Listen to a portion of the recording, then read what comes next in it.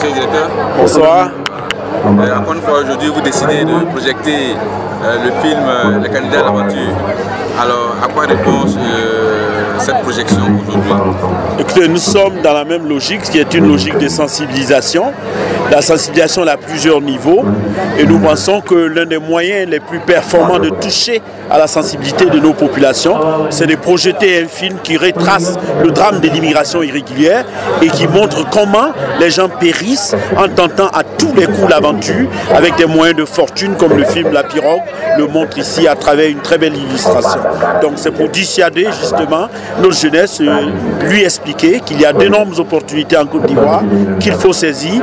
En plus des efforts faits par le ministère de la Jeunesse qui distribue des appuis pour des projets viables de la jeunesse, en plus de toutes les campagnes qui ont été menées, nous engageons des campagnes dans des quartiers populaires pour toucher à la sensibilité des parents et leur demander de nous aider dans la sensibilisation des candidats à l'aventure à tous les coups. D'accord. Alors pourquoi avoir choisi un tel quartier, précisément à Bobo, précisément à Bobo 2e arrêt? Alors je ne pourrais pas dire forcément à Bobo 2e arrêt, mais je réponds à une sollicitation de la jeunesse de 2e arrêt qui est passée nous voir au bureau, qui nous a expliqué, après l'émission à laquelle nous avons participé à la RTI, et qui nous a expliqué leur sensibilité et de dire que beaucoup de jeunes de leur quartier avaient péri la vie dans l'aventure à tous les coups et qu'ils pensaient que c'était important que nous engagions cette campagne de communication dans leur quartier. Du coup, nous sommes venus ici appuyer ces efforts de sensibilisation et nous associer à leurs efforts. Nous avons même fait des t-shirts sur lesquels il est écrit « Le désert tue, la mer aussi, Abidjan est mieux » parce que simplement, sans la vie, il n'y a pas d'espoir, il n'y a rien du tout.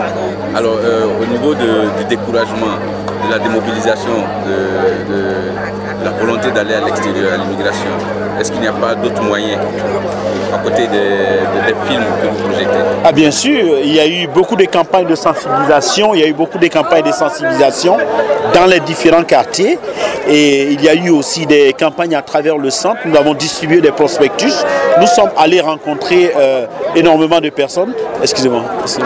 Je veux juste comprendre. Ah bon, excusez-moi. Je pensais que le film avait eu une difficulté. Nous sommes allés rencontrer beaucoup de personnes dans beaucoup de quartiers d'Abidjan et nous avons aussi participé à des émissions. Nous tentons un film de sensibilisation qui passera avant le journal de 20 h. Nous sommes sur le projet de ce film et il faut compter que l'État est en train de faire ce qu'il peut.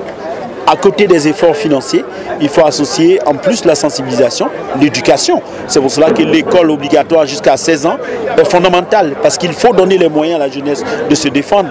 Lorsqu'on n'a pas d'instruction, il est très difficile d'affronter la vie, comme ce que j'ai vu dans beaucoup de cas, comme récemment au Gabon, les Ivoiriens que nous avons fait revenir, nous avons constaté un manque de formation de beaucoup d'entre eux. Il est important d'étendre la toile, de sensibiliser davantage et puis à côté de cela, d'engager énormément de projets. Nous allons aussi aller en Italie, voir les zones où beaucoup de demandeurs, de personnes qui ont traversé, qui ont tenté l'aventure sont arrivés pour davantage comprendre ce phénomène et pouvoir à chaque fois adapter la sensibilisation à la réalité du terrain et c'est ce que nous faisons ici aujourd'hui. Pouvez-vous nous donner quelques chiffres sur le candidat? Vous savez, pour dire vrai, seront les données sur de la migration. Et 22 000 personnes ont perdu la vie depuis 2002 en tentant de traverser la Méditerranée à tous les coups. Et je sais que 700 Ivoiriens sont arrivés sur les côtes d'Italie, de Malte, de Turquie depuis janvier jusqu'en avril. Donc c'est quand même énorme. Ça veut dire que de plus en plus d'Ivoiriens s'adonnaient à cela. Mais il est difficile de déterminer combien périssent parce que simplement beaucoup de personnes détruisent leurs documents d'identité. Et les chiffres de la migration qui montrent l'ampleur du drame à travers les pertes de vie montrent aussi que c'est un phénomène qui concerne l'Afrique subsaharienne à plus de 70%. C'est énorme.